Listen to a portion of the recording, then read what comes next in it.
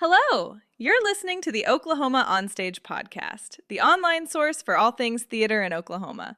We're glad you've joined us. We would love to hear your feedback, so drop us an email at oklahomaonstage@gmail.com or use the comment form on our website, which is oklahomaonstage.org. You can also find us on Facebook, Instagram, and YouTube. Be sure to like and subscribe. Oh, and leave us a rating and review. It would really help us out. Now, sit back and relax. Another great episode starts right now.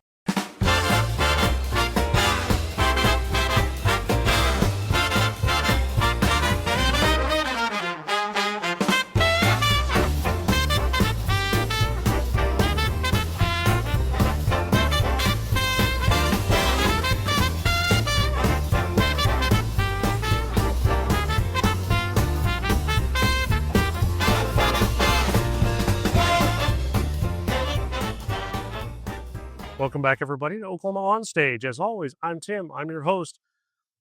Some people make theater. Some people shape how theater is communicated.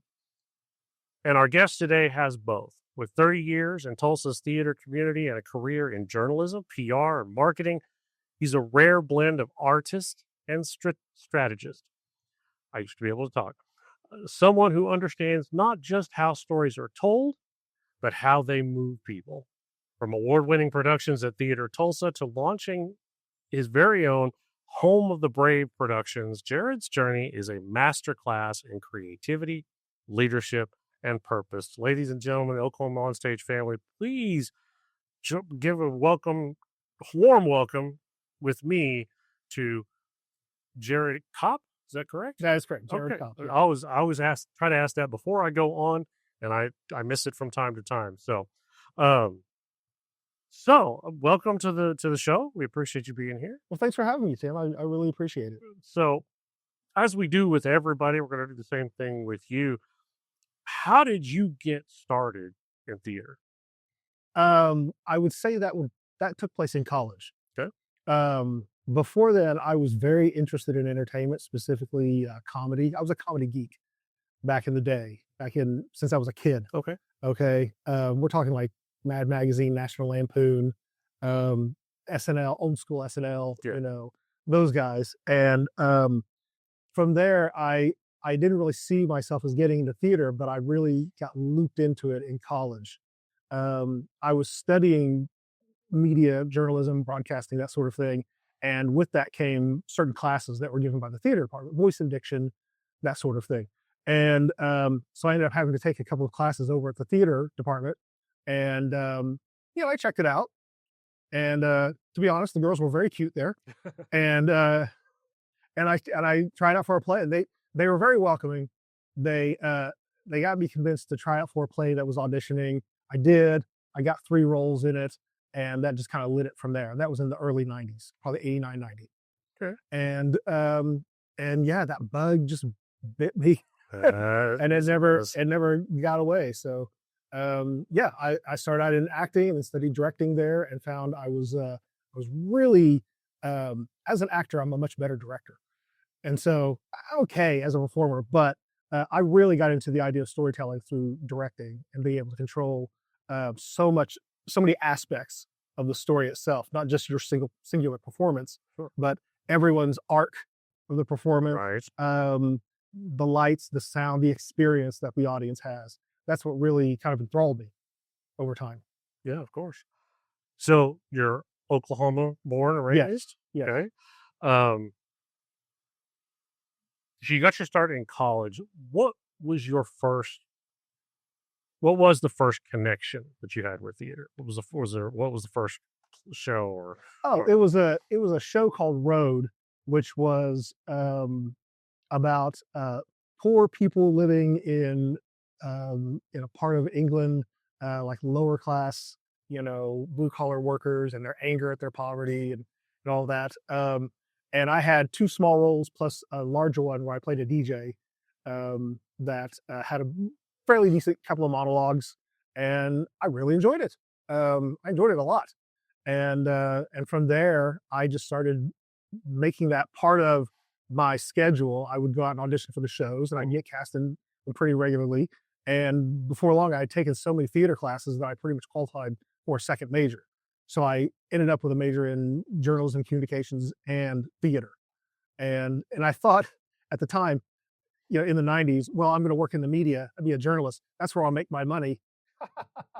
Whereas, Because, theater's not going to make the money, but, oh yeah, journalism will. Well, that's a sick joke. And, and so I found out pretty quickly when I got into journalism professionally and lasted, a few years and got burned out and immediately went, why am I chasing all of this? I'm spending all this energy in journalism and not making enough money to start a family. I've been married at the time for a year or so, and I made the jump over to advertising. I sold out, and it was actually one of the smartest things I ever did because I was miserable in journalism. yeah. But I really took to advertising and marketing really quickly, and really enjoyed that space a lot more. Okay, so you're in advertising and marketing. What prompted you to make theater your career of choice? Well, I'd done a few years in the corporate world and doing media training and communications for corporations and things like that, business communications. And again, I found a point where I was burned out, and I had been I've been working with various theater companies since I moved to Tulsa in the mid 90s. And by the 2000s, I was acting and directing here and there with various theater companies, just kind of wandering around, sampling. And I got locked into Theater Tulsa when there was a whole thing where it was about to shut down before its 90th season. And myself and my friend Sarah Phoenix kind of teamed up to revive it as a pair and took over the board and kind of gave it a comeback just before its 90th season. And I had an opportunity a couple years into that when they were hiring for a full-time executive director that I got into that and took it over for about 9 or 10 years and ran the show and got a whole different side of show business through the arts administration side, which is fascinating in its own right. And I did that for about 10 years. COVID was probably the turning point in 2020 and 2021. That was the most difficult time to be running a theater. And if you know, you know. Yeah, exactly. And one of our biggest challenges was, we didn't have shows going on, so we didn't have revenue coming in. So I scraped together the money that we could so that we could keep our team together, because we had like a married couple on our staff who, if they were laid off during that time, they would have nothing, no rent money, no grocery money, no health insurance anymore. Absolutely. And so I fought like hell to keep that team together, because I knew if they went and got other jobs, when we came back and reopened, they wouldn't come back. I mean, these jobs, I don't know if you know, in arts organizations don't pay that well. And there's a lot of long hours and a lot of nights and weekends. Yeah. And so yeah, they're tough jobs. You have to really be committed to the mission to do that. Absolutely, yeah. And so yeah, we kept them on staff, didn't lay off or fire anybody for that period. And then coming out of COVID, when we reopened, we thought we'd be on a big upswing, but the audience was a lagging indicator there. They didn't come back immediately. And so we struggled with that for a long time. And there just came a point when I just said, after COVID, I can't do this anymore. And I talked to my board and said, I have 1 year left, and we have 1 season left, and then we have to do our succession planning and in that time. And so that's where we ended up with Travis Guillory, who's our now new executive director for the last 3 years, I think. And but that was a quite an experience, a real eye-opening experience, being able to produce shows, getting licensing and venues and all your people together and your staff. It was an incredible experience, very fulfilling. The stress of it after COVID just damn near killed me. Sure. So when was it that you came to Theater Tulsa? I had been doing shows with them just as an actor around the early 2000s. Okay. And then it was in 2012 when we took over the company and started our upswing again. Okay. So that was, 14 years ago now. That seems like forever ago. Oh, yeah. Right. I saw that 1,000-yard stare. Oh, yeah. From living to it. So, let's see here. Looking back on that time that you were acting, looking back, when was it that you made that transition, or even necessarily made the transition, but really kind of drew? You said you felt like you were more of a director than an actor. Mhm. What was it that first pulled you from the stage to backstage? I always had a thing for directing anyway, or at least I knew it was calling to me, even when I was a teenager. Right. Because I was growing up in a small town in western Oklahoma, and there wasn't much going on there except for the movies. And we had the only movie theater in the county. So people would come from all over the county to come and see. It was a very small town, and but this was in the '80s, so there was home video had just come out, and in this town, we had one video store, but every convenience store and drugstore and all these other places had a video section at the time where they'd rent out videos. So I had access to a lot of these movies, not just newer ones, more contemporary ones, but also a lot of classics. And I ended up watching anything and everything. And I became kind of a cinema guy, a movie guy. And I thought for a while that I might want to be a film director when I was a kid, when I was a teenager. And that never really panned out. But I found when I got into theater, I could take that same passion as a director and fulfill it in theater. Okay, I like it. Um, so what you talked a little bit about, bringing it back to life. What did Theater Tulsa look like when you first stepped in here? I was like in charge of it. Yeah. We didn't have any grants. We had no sponsorships. We had our subscriber base was about 35. And, back in the 60s, it was more like 7,000. And I think they had about $50 in the bank. Oh, my goodness. So it needed a rapid turnaround. And I remember Sarah had gone out and getting a lot of the money and the funding and really setting the standard for the quality we were going to have. And I was working on things like branding and marketing and getting an infrastructure in place for things like collecting donations and ticket sales and what our brand would be, because it was wide open because it had been so like disintegrated, I guess, in a sense. And a lot of people didn't want to work with Theater Tulsa anymore. We had to get back to the old people, Right. It was not in great shape. Yeah. So were there problems when it led to this, Well, or was it just the it had been a long kind of a decline over time, and we're talking a decline since probably the 70s. I mean, there was a period of, they had a peak in the 50s and 60s that by the 70s, their old building on 15th and Delaware had started to become run down. They decided to let it go and perform exclusively at the PAC. So they no longer had a building, which led to them being kind of scattered more and more. When I took over, we probably had 5 or 6 spaces that we were renting out of.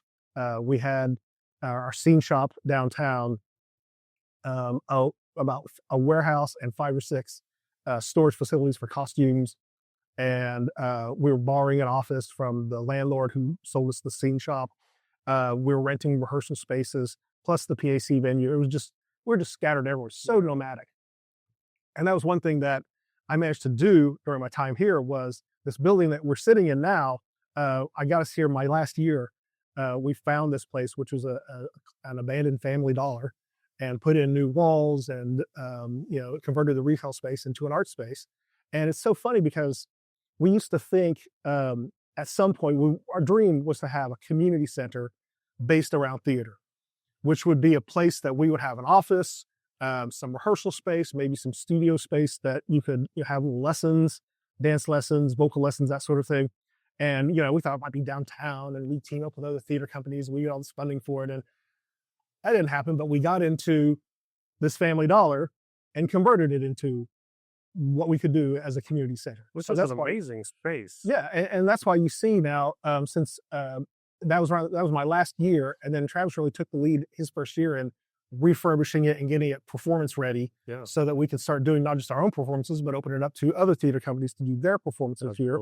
And we've been rented out to dance classes and dance teams and vocal groups and other productions who want to do rehearsing here for, say, a month in the daytime. So it's been, I love the amount of use we're getting from it. And when I come by here now, as a guy who's no longer working here full time, and I see like they have their summer camp here and the kids are leaving, they have adults coming in for evening rehearsals and the place is packed with 75 to 100 people.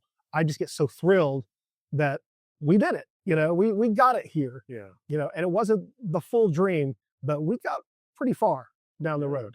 And maybe one day we'll have the full on downtown community center. Who knows? Still a dream. But this is still, what we're doing here on Brookside, on Peoria, is very nice as well. Absolutely. Like I said, I've seen a couple of shows here that have been put on by other companies, and the space is amazing.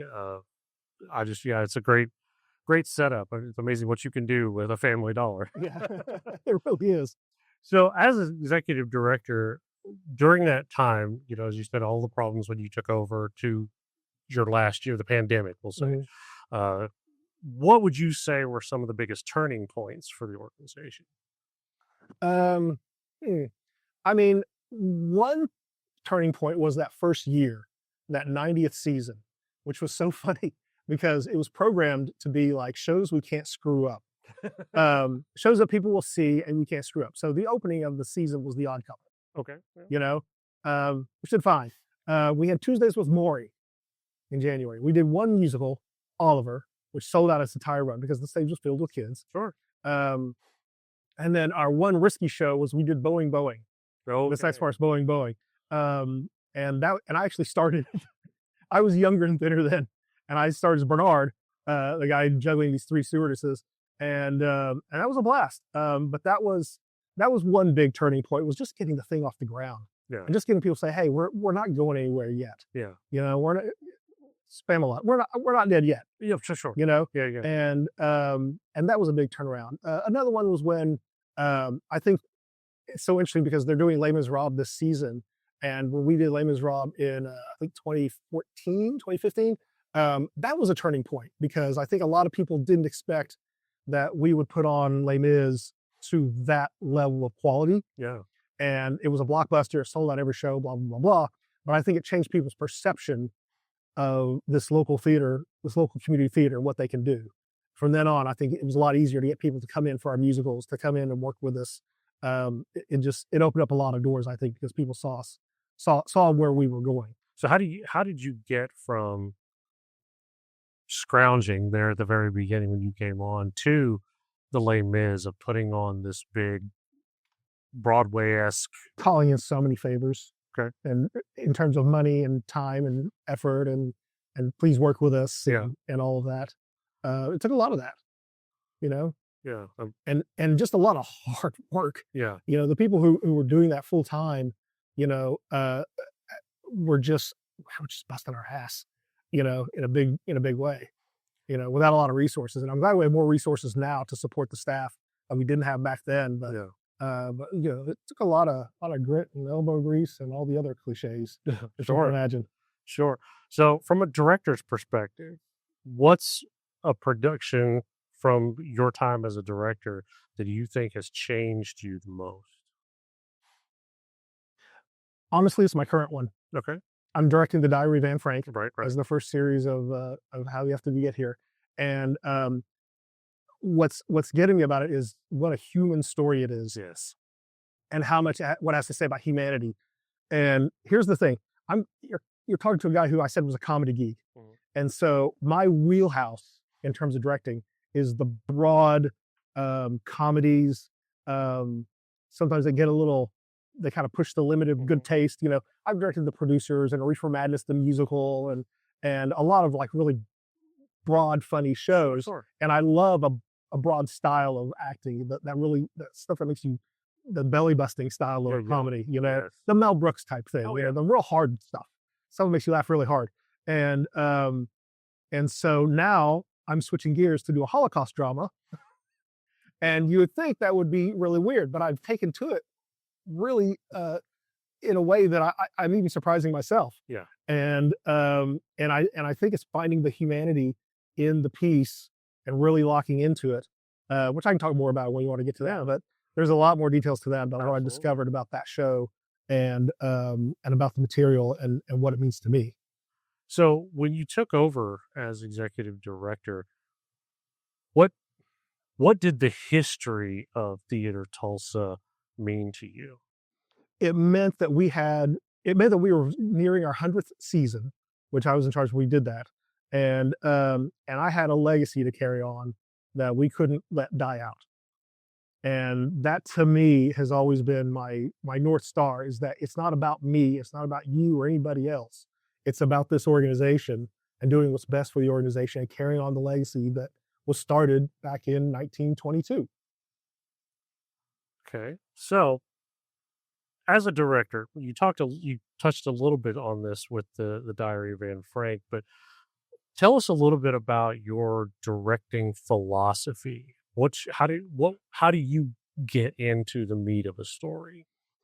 One of the main things I've been doing as I've directed more shows is to be a lot more inclusive of everybody that is on stage or in the cast. And by that I mean, normally, specifically in a musical, you tend to spend a lot more time on your leads, then you're supporting, then you're featured, and then your ensemble.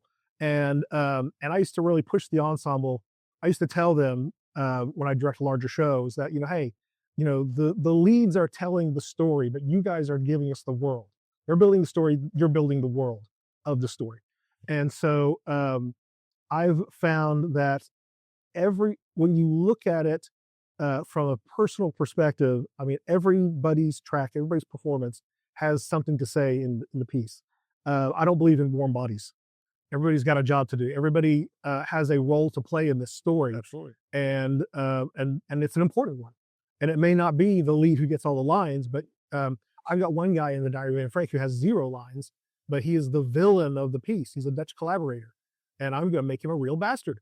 People are not going to like this guy when they finish the show. Right. But he has no lines, but he's going to make an impact in terms of who these people are who would sell out the Franks. Yeah. Okay. So what do you've directed some award-winning productions. Local awards. No, hey, awards. I mean, recognitions, yes, right? Yes. The 39 Steps, a good one. Peter and the Starcatcher, the producers, as you mentioned, Little Shop of Horrors, Reefer Madness, and most recently, The Play That Goes Wrong. Yeah. Which again, very fun, like you said. That was a very fun show. Very fun, very funny. Mm-hmm. I just the British humor, the dry British humor that just rolls through that is just amazing. Well, and that one, it was interesting to me because I actually directed that as an inclusive comedy. I wanted to be fully inclusive, and by that I meant that not just that everybody had a role to play and everybody had something important to add to the comedy, but that we did a style of comedy that was meant to be just very wide to everyone. I wanted it to be something you could bring your grandkids to, you could bring children to, and you would it wouldn't be just inoffensive, but it would be something you could get and laugh hard at. So I remember bringing in a guy who does ASL, sign language, and had him watch with me one rehearsal so he could give him some ideas on how to make some of the joke deliveries more visual. Okay. Rather than just verbal. Right. I brought in this Latino woman who's a friend of mine, and we talked about if someone doesn't speak the language, how can we get this point across to someone who may not speak English as a first language. So I intended it to be something that was a wide-ranging, inclusive, and this is actually at a time when DEI and inclusivity was being treated as a dirty word, and I was actually doing a refutation to that by saying, no. Inclusivity is actually where you get your power. Sure. And that was the power of that piece, that we made it so inclusive to everybody to enjoy it. And this was in, March of 24, I think. So it was an election year, and everybody was at each other's throats. You remember. And this was a chance for everybody to just get into a room. And we sold out nearly every performance and put 400 people into a room and forget all the other stuff from the outside world and just laugh. Yeah. Something that everybody can laugh at, everybody can understand and get and enjoy. Yeah. And I was really proud of that approach to the comedy, an inclusive comedy. Yeah, I'm a big fan of that. I mean, I think that for lack of a better word, political storytelling, it has its place and stuff. But I think at times we do need to just go to theater to escape, to get away. And like you said, to laugh. And theater can do all of those things. Absolutely. It can do any of those things. So, how do you go about choosing a project to work on? Well, that's a good question. Because when I was programming, it was mostly, a butts and seats philosophy. What will get us the most butts and seats, or what is going to be most relevant? What is going to get people's attention? It might be something that just came off Broadway, or something that just won a Tony in a rival, or something that's just new that I thought that our audiences would like. In terms of what I choose, in terms of what I want to direct, Mhm. um, you know, that's that's a good question. I don't know that I have a philosophy per se in terms of I was always drawn to comedies, Mhm. but as I've matured in age and as a director, I find myself drawn to all, just more dramatic pieces because I feel like I've got a little more um, control now of the experience for the audience. Okay. When you're starting as a director, you're very much, how do I put this up? What is the blocking going to be like? What are the line readings going to be like? And I look so far beyond that now with, when the audience comes in, what do they see? What are we going to hit them with? What are they going to feel in this part? Yeah. And how do we communicate that this moment has just happened? A rat is a part of my play. A rat runs across the stage. Well, we're not going to have like a little robot rat. We're just going to have a sound of a rat, but how do we sell that? Yeah. The actors with the sound, with whatever. It's all a big challenge that I've really been enjoying. Yeah. I think a lot of things, people can get too wrapped up in tech Mm-hmm. with theater and almost make it a Hollywood production. But I think tech has a place to, especially nowadays, as all the advancements in technology, Mm-hmm. that there's so many things that we can do to help with those stories. I've seen some of the shows that even Broadway World is putting out, videos and stuff of, the animatronic horses, Mm-hmm. all of this other stuff that's on stage now that we couldn't do, 10 years ago, Right. things like that. So I think it's great that we're doing that. So how do you balance comedy, chaos, and precision, especially in a show like The Play That Goes Wrong?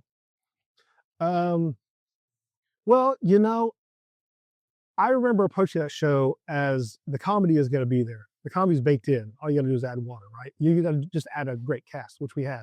So we had actually rented a set from another company, or we bought the set from a company that had just done it Okay. just a couple of months prior and had it shipped over to us. And so we knew what the set was going to be. And I had a video of their work. And I said, well, here's what the blocking is going to be, because on this line, this water has to come out here. Sure. So you're going to be in this corner. Absolutely. And over here. So I basically said, watch the video, know where you're going to be at these comic moments, because this is where the set's going to do that. And then, and learn your lines. And I pushed them so hard to learn your lines so fast that once we learned the lines and the blocking, very quick, like I front loaded it in the first 2 weeks. We had about another 2 or 3 weeks to just what I was calling comedy jazz, and just say the lines and see what moment comes up out of that. When this happens, and I was telling them, you got to think about the thing that happens. The thing that goes wrong is not funny. A thing falls off a wall. That's mildly funny. What's funny is A, your reaction to it, Yep. and B, when you try to cover it up as if it never happened. Yeah. And that's what we would go through, is things would go wrong, and we would try to find places where, what is my reaction to it? How do I try to act like it never happened? And that became this little fusion where we were bouncing off each other like particles to make that comedy happen. And there were bits that came out of it that I've seen other productions here and there. There's a lot of high school productions that are on YouTube. Yeah. But we found so many things that were not in the original script. They were in between the lines, Yeah. just reactions, Sure. and and new strategies to cover up the things that went wrong. And I remember just being so amazed at what we were making by 2 weeks in of just playing around with the material with no books. We have found a really funny show, and it wasn't even up yet, and then of course by the time we brought it in, it was in really solid shape. Good. One of the things I was proudest of with that show was that we actually opened on March 13th, I think it was. No, it's March 21st, and that was also National Down Syndrome Day. And we did our matinee. We did a matinee that day and dedicated it to National Down, or it was a Worldwide Down Syndrome Day, where we reached out to Down syndrome support communities and let them come in, bring your child or your person in your family with Down syndrome, and they get it for free, and they'll get like a concession and all that. We had a group, a woman who works with us, Haley Job, who has a brother, Clark, who has Down syndrome, and they were performing karaoke songs together in the lobby. Like it is a day about the worth and dignity of people who are born with Down syndrome. Yeah. And it just lined up well on that. And that goes back to my inclusive thing. I wanted something that, even people who sometimes you think, well, can I take them to this movie or that? Will they understand it? I want it to be something that everybody can understand and laugh really hard at. Yeah. Well, that's really, really good. So you built a whole career from beginning until now based around how messages move people. Yes, that's a pretty fair assessment. Yeah. How does your communication background influence your leadership or your directing?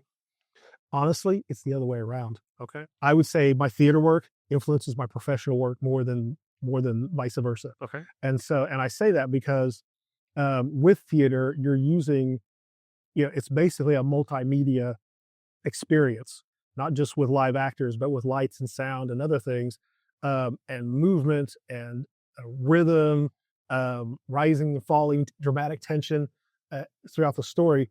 All of those things to persuade people to feel a certain way or to think a certain way about what you're doing.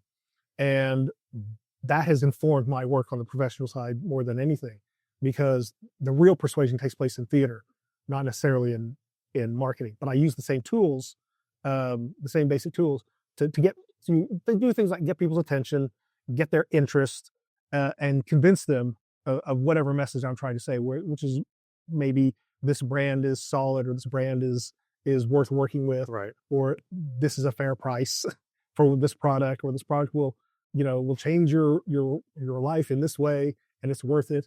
All those messages come through with the tools that I picked up through theater. Wow. Okay.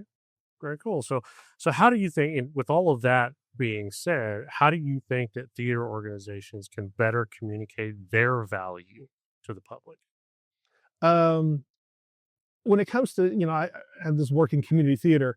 For me, it's really about getting your community theater plugged into the community, so that when the hard times come, and you're low on money, or you get hit with a COVID, or some sort of a national disaster, or your costume shop burns up, God forbid, because that's happened in other theater companies. Yeah. Where something catches on fire. And, in those cases, it's like you need the community to come back to you and rally around you. Absolutely. And if you're this shining theater on top of a hill that nobody can access, you're not going to have that same support. Right. You got to get out and get into your community and build a safe place for everyone to come in and feel like they belong, and that they can contribute, and that they're doing something about, they're spending their time in a valuable way. Right. And when you provide that, I think that's the thing that will make you a star in your community. I couldn't agree more. So, looking at the marketing side of things, and then the community aspect that you're just talking about, let's talk to us a little bit about the relationship between Theater Tulsa and the TPAC. How did that come about? Well, that really started when the TPAC first opened up in the 70s. Because, as I said, there was a confluence of Theater Tulsa's old Delaware Playhouse was on the decline, and it was getting to a point where it was like going to be too expensive to get it up to code, essentially. It had been there for a few decades, I think. And so they decided to get out of that space and produce exclusively their performances at the PAC. And that was just a really big change in business model, because, you don't have to maintain the space. The operations costs are not there, but they kind of are there when you're in the space, because you're paying for all of that while you're renting it. And, those prices will go up and up, but that's just the nature of it. Right now, we were kind of chained to this TPAC because we didn't have a space. Now we have this space, and it allows us to have a little more freedom in terms of the programming that we do, because the programming we had to do at the TPAC was not like a small show. Like, you wouldn't see something like Title Show or some little four-man piece, we had to go with the Les Miserables, the Waitress, the big shows, Absolutely. which are, a bigger payoff, but also a much bigger risk. And, we've had some shows that we put a lot of effort into and money, thought it was going to be a great hit, and it just fizzled at the box office, and that hurts. Absolutely. That hurts your bottom line, it hurts your wallet, it hurts your soul, And so this has allowed Theater Tulsa, I think, to diversify its programming and diversify the style of work that it does so that it can produce things in a smaller space and then save the really big shows for the big house. Right. And I don't know if you know this, but the TPAC is going under a lot of renovations that they've been raising money for, starting in like 2028 for the next 2 to 4 years. And that was another reason when they started talking about it coming out of COVID, I was like, I can't solve that. I don't have the brain power or the energy to figure out what we're going to do when the TPAC is not even an option for full. They're going to shut the doors when they do that. Okay. Yes. And so that was the other thing that made me go, it's time, Jerrod. Yeah. And so, but yeah, so now we have a thing where, we do the big shows there at TPAC. We do the smaller shows here. I think it's given a great place for a lot of other companies that maybe couldn't afford the TPAC to also have a solid place that they can come and perform here. So, yeah, I'm, very, very proud of the work that's been done since I left, that this team has done with Travis and Mandy and Fletcher and the staff have done phenomenal work in just getting this place into a new option for the community. Yeah. And I think that's great. Having a place where these smaller startup companies, which more and more are popping up all the time, but having a place where they can come and it's already established and they can show off their talents and their wares and still be able to put on a quality production, Yeah.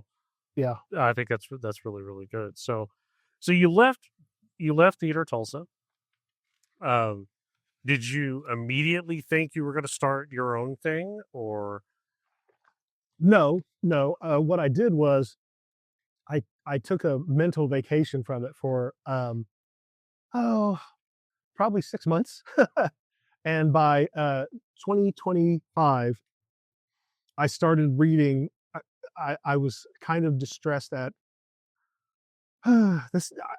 I'll put it this way. This is what I tell people. I'm so thrilled with my personal life, my family life, my professional life right now. But the state of the world and the country and our state has given me so much anxiety. Yeah. Just as a guy who follows politics, that follows geopolitics. And I found myself really freaking out when Project 2025 was being enacted, and just the way they said it was going to be. And these cuts are happening, and U.S. aid is being chopped off, and children are dying in Africa. And I found myself reading a lot of political plays to kind of as a balm, to look. And I was looking at it more like I was processing it, what was happening by reading these plays. And what I found pretty soon was that this was actually very soothing to me to read plays from governments and countries and time periods that no longer exist in that way. So they were writing about fascism, authoritarian governments, the collapse of their institutions, human rights violations, and it wasn't sustainable. None of it's ever been sustainable. And so what we can see now is that there's an end to this, and it just seems like it's never going to end because we are in the middle of it. It's the first time we as Americans have experienced a society happening like this. And so, I don't know, I found myself over the first 6 months of 2025, reading all these plays like The Diary of Anne Frank and The Trial and It Can't Happen Here.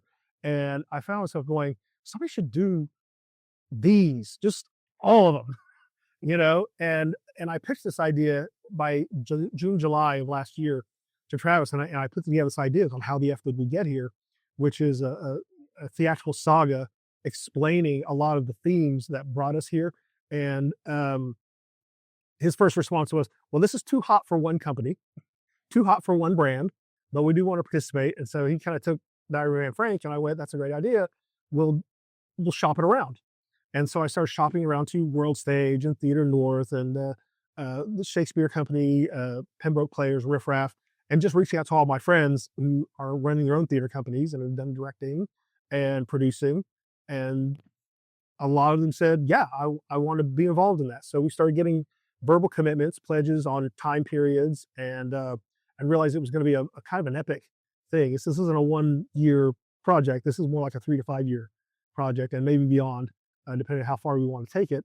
But yeah, it's been. I found that it helped me cope in a certain way, and that I felt like I could help others cope if they start to understand the machinations that happen behind all of these sudden changes that we're experiencing now. Okay. And I think that's what a lot of people are feeling right now is it seems like things were going on a certain way, and then in 2025 we just did a whiplash change into this new world, this new American life, Yeah. of authoritarianism, and that's how it was planned. It's kind of a blitzkrieg to kind of knock us into shock and not respond. But I find that to cope, you got to do what you can do for yourself. Sure. For me, I found it in art, Mhm. and I think a lot of other people will find a little safe place in art too to really think about Right. what's been going on here. Right. So you said this is a multi-year saga. You're doing one show a year? No, doing multiple shows a year. Okay. So I'm looking at 3 or 4. I've got 2 booked for this year, which is the Diary of Anne Frank, Mhm. and then with World Stage Theater Company, we're doing 1984 in May. Okay. I'm working up a fundraiser, which I can't announce yet because I don't have a venue. Okay. So until I get the venue, I'm not going to license it. Sure. But we're looking at that for March, for International Women's Day specifically. Okay. And I've got another one cooking up for summer and fall of 2027. Okay. So they're kind of like in seasons, but there'll be about 3 a year, I think, 3 to 4. Okay. And so the interesting thing that a lot of people don't know about this is with Home of the Brave Productions, when you came up with this idea for how the F did we get here, Mhm. this was, as you were saying, a collaboration between a bunch of different. What, he's 13? Was that Something like that. Yeah, I reached out to about at least a dozen theater companies, and got either yes, let's book it, or yes, I want to do this, but sometime in the future. And I said, you have 3 to 5 years. It's fine. We don't have to commit you Sure. immediately. Or some saying, I'm not ready for it now, but let's talk in a couple of years, couple of seasons. And that's kind of where I am. Nobody really said, no, I can't. I'm not going to do that whatsoever. Right. I think everybody really got it, what we were trying to say with it. So, what's interesting is I started with theater companies and then realized this doesn't have to be just people seeing shows. Uh-huh. It doesn't have to be just theater based. And I started opening up to a wider arts community. So I went to Circle Cinema Okay. and spoke with their programming guy about how we can do some supplemental screenings in line with some of these shows. For instance, we just worked up one that we're about to announce, which is the week that Anne Frank opens on August 12th. We're doing a screening of Freedom Writers, which is one of these urban teacher dramas where Hilary Swank plays this first-year teacher who uses the Diary of Anne Frank to kind of and journaling to get through to her kids, and it helps break their racial and gang divisions in their classroom and in their school. But they use the work of Anne Frank as well as Meek Giles, who helped hide them. Mhm. This is a true story, by the way. They brought her in from Europe to come speak to the kids, Oh, very nice. and it's a heartwarming, how do I reach these kids type Yeah. story. But it uses very much the work of Anne Frank, her diary, and the idea of journaling, and how it provides perspective to you and your own world, so that you can improve yourself, basically. So you said you were reading all these stories. You had a bank to choose from. How did you choose the Diary of Anne Frank as the first one? It's one of the most obvious, and it's in terms of the subject matter and the title. It's such a well-known title, and I think that's what really gravitated Theater Tulsa to it in the first place. Was I think they were thinking of it anyway, and so there was just a little bit of an overlap there on that piece. And so it was a great reason to start too, a great title to start with, because I think a lot of people would get it.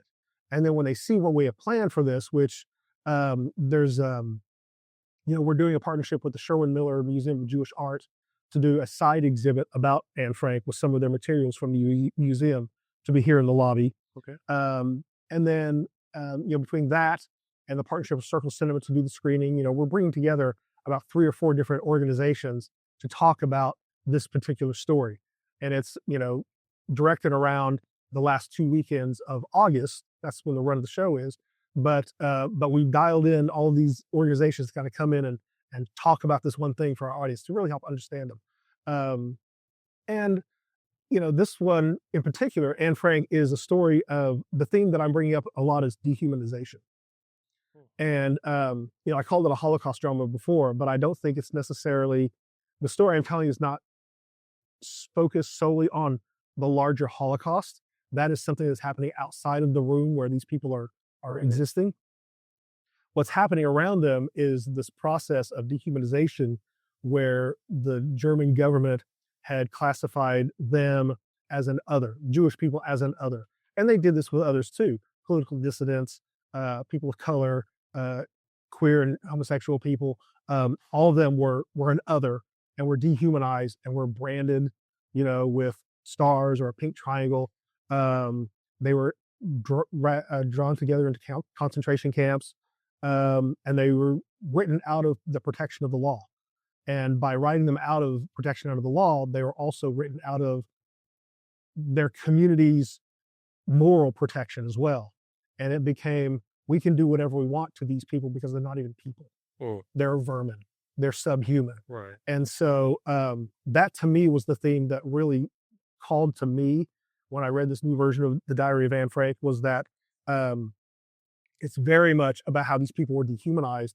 And I wanted to refute that by putting people on stage who were the very opposite of that. They were extremely human, full of life, and deserved to live. And so that's what we came up with in this black box space, was that this is not a presentational version of The Diary of Anne Frank. We're actually doing it with a thrust environment. And so it's not quite immersive, but it's very intimately staged so that you, the audience, are sharing the annex with the Franks and the Von Dons. And you're going to be experiencing their trials and tribulations in real time with them.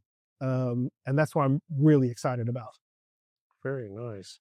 So bringing all these shows together and all of these theaters together, what is the end goal? What is your purpose behind this?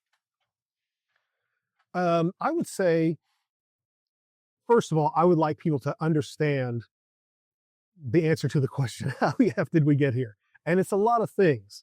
That is a very thick stew that includes things like, cultism, television, lead poisoning, authoritarianism, organized religion. I mean, there's a lot of things that contributed to this. And what I find interesting is that I think Oklahoma is uniquely situated as the crossroads for a lot of that. When I say it's a stew, I mean we are the cauldron that is cooking it all up. And I think we're kind of leading the country in that way. And you can see it in our election results. They don't even wait past 5 minutes after the polls close to say, called for Donald Trump, because 85% of all the counties voted that way. It's pretty obvious. So yeah, there's, I want people to kind of understand a lot of things that went into that. So the shows themselves are based on certain themes that I want people to understand on a human and empathetic level.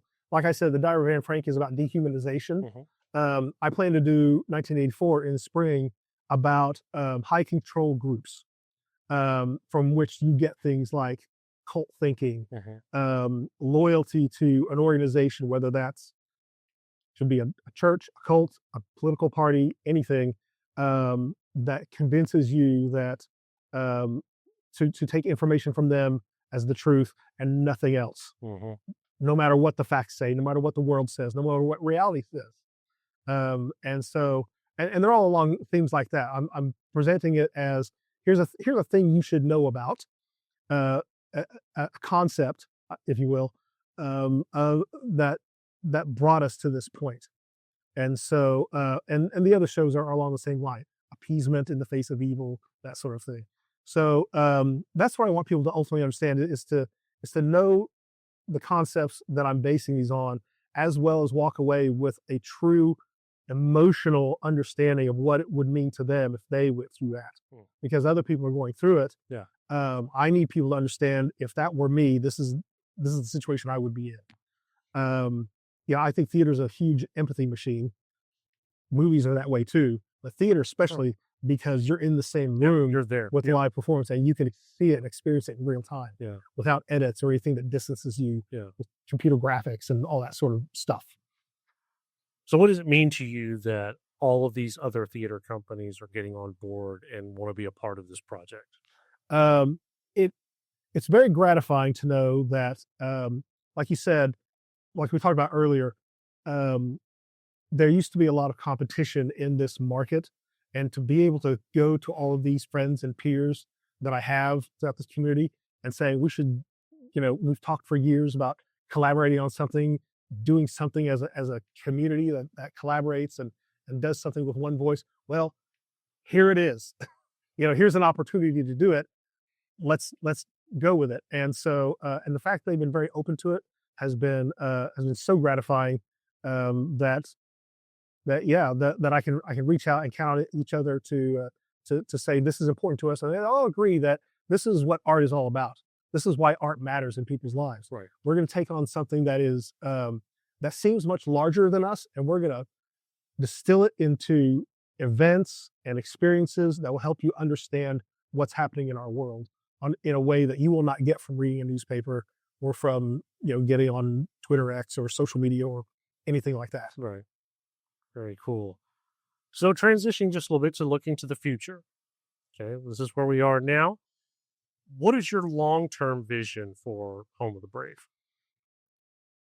My hope is that we would keep doing events that will highlight the three themes that I wanted to bring about in my original vision, which is themes of political power, human rights, and the importance of civil liberties.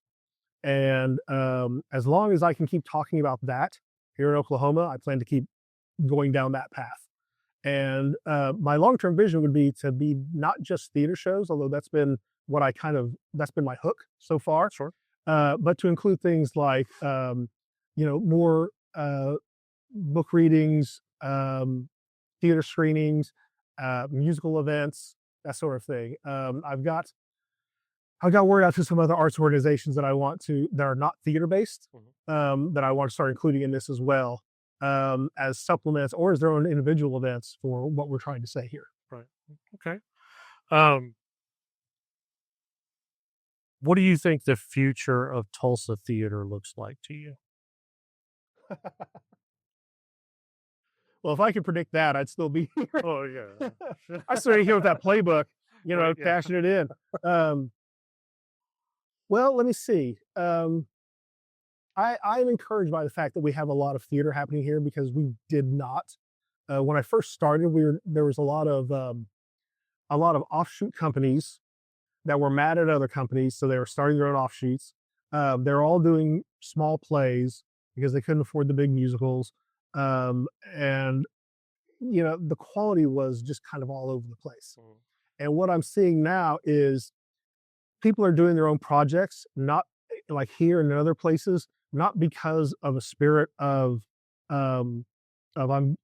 revenge or I'm going to attack this other company, but it's more of a spirit of collaboration, which I find very, very encouraging, because I think if we as an arts community are going to survive in Oklahoma, in deep red state Oklahoma, we have to stick together. Yeah. We have to look at each other as allies and not enemies or frenemies, or anything like that. Sure. So that's what I find most encouraging, is I would love to see this space continue to grow into making that community center that we talked about. I am very encouraged by what the PAC has planned with their renovations. Mhm. I mean, they need it. if they're going to play in that space and be a major like regional draw for touring productions and big events, they have to. I mean, that's the ball game they're in. Yeah. That's the league they're in, and so yeah, they badly need those. As someone who's been backstage there and been through the catacombs of the space, yeah, they need a lot of repair and upkeep and a lot of things. And but yeah, that's kind of where I see that happening. And I hope Maybelle Wallace is still with us, who still runs Theater North, because she's been around since the '70s doing her thing, and she's like a legend. Okay. So you talked about after the pandemic that you were just, I can't. I wasn't burned out, but I was gonna be. Yeah. And I remember thinking, I can't let myself burn out and drag this whole organization down when that happens. Sure.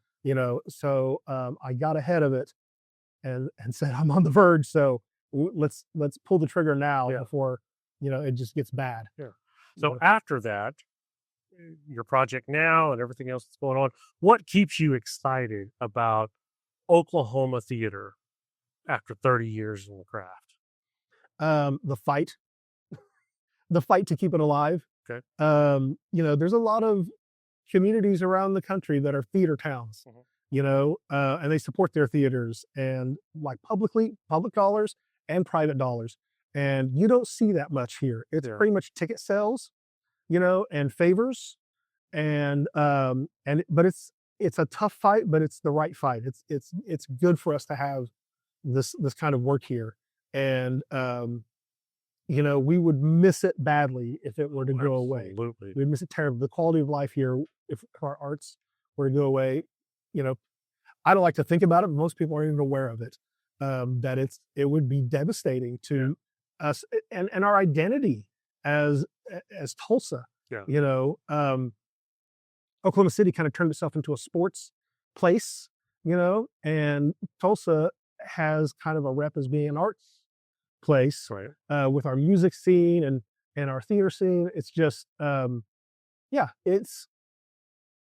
I'm not sure where I was going with that, but that's great. I agree with you. I think now we are in a position where more movies and things are being done here, produced here, created here.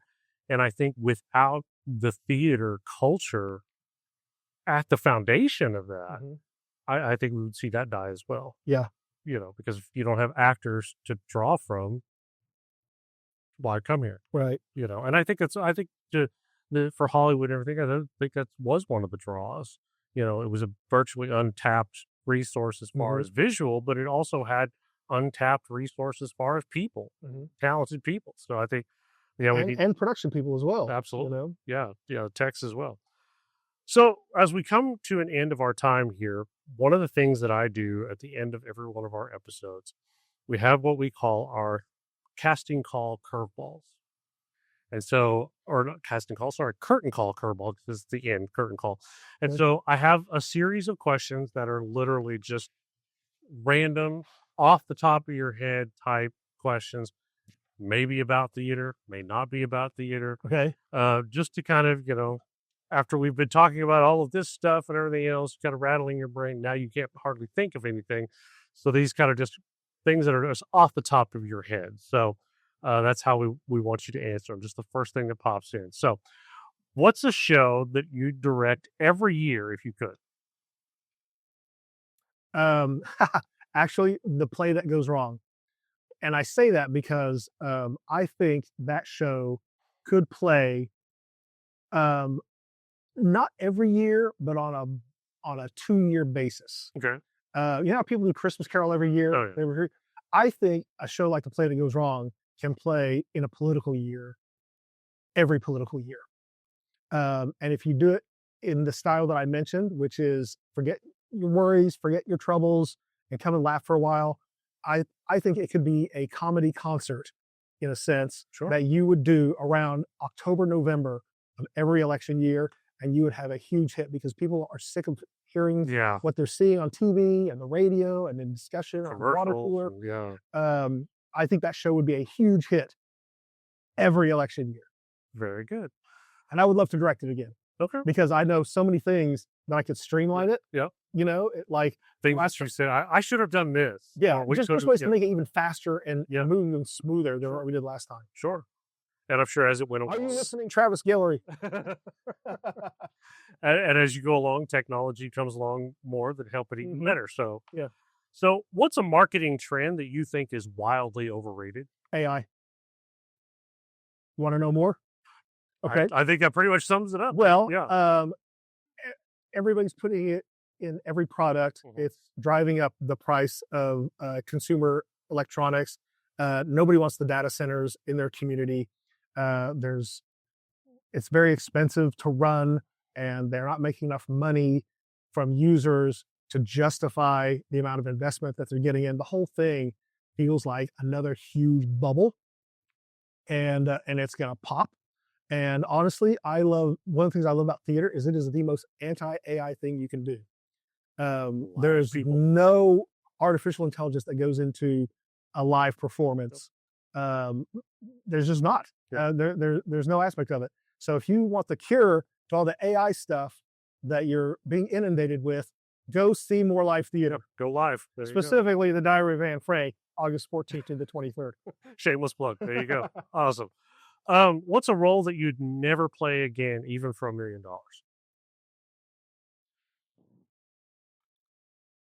Gosh, I don't know. I can't think of any role that I hated that much. Okay. And if you're offering me $1 million to take any role, I would pretty much be available for any genre. Right? Yeah, of course. Why not? If you could give a TED Talk tomorrow, what would the topic be? Media literacy. Very good. Critical media literacy. It's a huge interest of mine. It's something I'm going to be introducing in some of these future shows with How the F Did We Get Here, because people watch a lot of media today. We're saturated with media, and not enough people think about where it's coming from, who's producing it, who's paying to produce that media, what messages that media carries, what agenda do these people have that they want to carry out on you with this media message. And yeah, people should really be more aware of that. And as a kid who grew up in the 70s on television, like a nonstop diet of television, I've been there, done that. I was always fascinated by television and the industry. And that was one of the places I might have taken a career when I was in college. I thought about TV programming and all that. I was really good at it. I was really fascinated by it. And but I've also come to realize that TV is not the most positive technology. It can be. Yeah. I mean, I watched Sesame Street in the early 70s, and I learned my alphabet entirely. Yeah. I learned to read from watching Electric Company. It's got a lot of good to it, but there's a lot of crap out there. Oh yeah. Driven by a system that's very capitalist and say, well, let's go ahead and run ads for kids, on these cartoon shows, and let's just make the cartoon shows ads while we're at it. Yeah. So they'll want those toys, and let's manipulate old people into being scared all the time and buying gold and burying it in their backyard and all these other things. It's the reason why our parents and grandparents called it a boob tube. Yeah. It would literally rot your brain, and so where you become subservient to everything. Yeah. So, okay, which director, living or dead, would you love to shadow for one day? Stanley Kubrick, my favorite film director. Absolutely. And I think his stuff is endlessly watchable over and over again. You can always find new meaning in his storytelling, his shot choices, his editing. The guy was a master as far as I'm concerned. I would agree. What's a book that changed how you think about storytelling? The Road. Not Road, the play that I did, but The Road by his name escapes me. The guy wrote No Country for Old Men. Cormac McCarthy wrote The Road, which is about a father and a son on their feet trying to get to the coast after some unnamed apocalypse has happened in the world, and people are, there's no society, there's no animals left to eat. It's all and that one, it's written in a style that is very just the boy, the man. They're not named characters. It's very short, almost brutal sentences of description of what's happening. And it made me feel so hard, about being a father and maybe want to be a better father. It was an intense read. Yeah. turned out to be a fairly decent movie as Yeah, well. yeah, so- but the book was phenomenal. Oh, sure. And it was a Pulitzer Prize winner. Yeah, in fact. very nice. What's one of the most chaotic things to happen, chaotic backstage moments that you've ever survived? Let me see. There was one show where our music director almost quit like the day before, 2 days before, and we had to talk her down from that ledge. Had one director walk out the night before I had to take over the rest of the directing of the show. I actually stepped into a role when one guy left. This is not in one season, by the way. This is over a 10 to 15 year One period. show? Wow. But I had this is not one show. I had one show where the lead actor couldn't do it, and he stepped out during Tech Week, like Tuesday of Tech Oh Week, my gosh. and I ended up grabbing the script and being like, "Show must go on," and I played his role, and it was a big role, Yeah. but I had to do it with the script, Wow. and you know, there's yeah, there's a million things like that that you just, I mean, during COVID, I was going on stage all the time because sometimes our actor who was cast would get sick, and then we were doing understudies, almost double casting shows, and the understudy or the swing was sick as well, and so the costume fit me, so I was the guy who put it on and would have to go out and do the show. Okay. What would you say is your most controversial food opinion? Pineapples do not belong on pizza. I don't see that that's controversial. I agree with you. Okay. Let me see. In-N-Out Burger is no better than Whataburger. Whataburger is way more superior to In-N-Out Burger. Sorry, cultists. Okay, so if you weren't in theater or communications, what alternate life would you be living? I would love to be. I mentioned I have this thing for media literacy. I would love to be in academia, studying critical media literacy. Okay. That is just, it's something I've thought about doing sometime in my future life, my last few decades anyway. But I would love to teach people about what I mentioned, how to recognize propaganda messages, Yeah. how to recognize when there's an agenda being pushed upon you, and what that agenda is, and who's paying for it. Yeah. Yeah, so that's really, really good. So, Jerrod, as we come to the end here, I want to thank you for your time. Well, thank you. Thanks for Appreciate you coming up meeting me. and meeting little old me. Absolutely, absolutely. So, Home of the Brave Productions, how the F did we get here? How did, if somebody wants to learn more about it, somebody wants to buy tickets, how do they go about connecting with you? So you can start with the website, which is howthef.org, which is just kind of the landing place for all the shows that we're going to be doing there. And you can see the upcoming shows that have already been scheduled with ticket links to those. And then you can also find us on Facebook or Instagram. I'm not going to go on X, Twitter. It's a Nazi bar. Get out of here. You know, I'm not going to promote my stuff over there. But I'm on, and I'm not a fan of Meta either. Well, but yeah. if you want to get your ads out Yeah. in a cheap way, you kind of have to go with Meta advertising. So for those of you who are still on Facebook and Instagram, look up Home of the Brave Productions, and please follow us there. I have a newsletter where I'm keeping people informed about what's going on with the project every week or two, called From the Producer. They can sign up for that on the howthef.org website. Okay. It's just a basic newsletter. You get it once a week. No spam. I'm not going to sell your information. I'm not about that. But I will tell you when upcoming events are happening and how to get tickets. Okay. So Diary of Anne Frank, right here at Theater Tulsa in their studios here. You said opens August 14th. August And 14th. runs for 2 weekends through the 23rd. Okay. And they can get tickets through the howthef.org. Yeah, or the Theater Tulsa website. Okay. We both have links to the same place. We'll make sure those links are available on the show notes for this site or for this episode. So you guys be sure and check that out. And if you're anywhere around the Tulsa area during that time, be sure and come and check out the show. So, Jerrod, again, thank you. Appreciate your time. Just filling us in on what's going on. Thank you for the idea of bringing theater community together. Of course. I think that's an amazing thing that we should all strive for. Well, I had all these contacts, and Absolutely. I just thought I should use them because I had a hand in building up this community over a 10-year period, Sure. and building like the culture here at Theater Tulsa, and making it very inclusive and consent focused in terms of what we ask people to do on stage. And it's like, now that I'm not in charge of that community, I'm still part of it, and I still have all these connections, all these friendships I've made. And so I still want to work with everybody. So that's what's been so fun about this, is not being in charge of everybody's paycheck, but being able to work with these old friends and it's creative.